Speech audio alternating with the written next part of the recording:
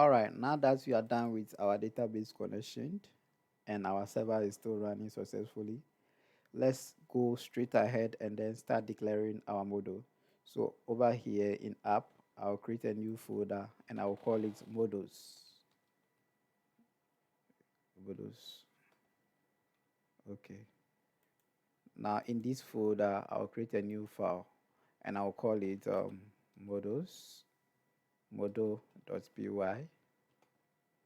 This is where we are going to declare all our class to create our table. So as I said earlier, we are going to create three tables. The first table is users. The next table is attendance. The first table is users.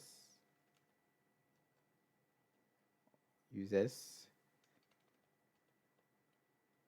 The next table is attendance. And then row.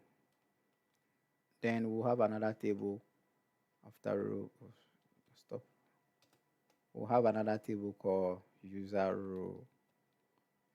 And this is where we'll join the row between the row and then a user. So a row and then a user will be joined in this table. So now let's start with the importations. So first we'll import from SQL Alchemy. Alchemy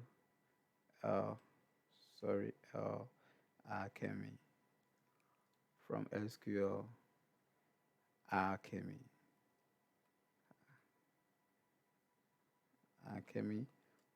We'll import the following. We'll import, I think I spell it well. I think there's L somewhere here. Alchemy, right? There's L somewhere here. Let's see. We'll import column. So when we import column, we will save. Let's see whether this will throw an error.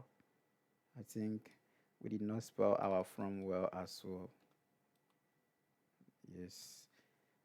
We'll import column. Let's save. Good. So we are right. We'll also import integer. Integer is capital. We'll also import, what again can we import? We import string. We'll import string. We'll import foreign key. Foreign key. What again do we need? All that we need. Yes, okay, we don't need, but we need date time.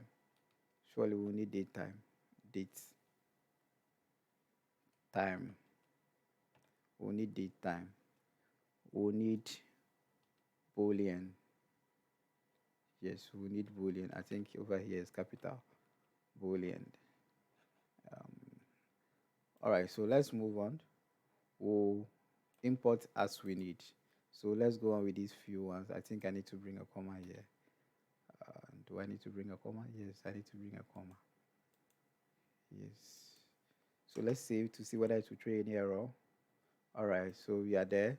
So first of all, we'll also import our base from our settings, our base from our database. So from utility, should I go the absolute path? app.util.db connection. Let's import base. Let's import base. And then now let's go ahead and declare our models. So these are the imports we need now.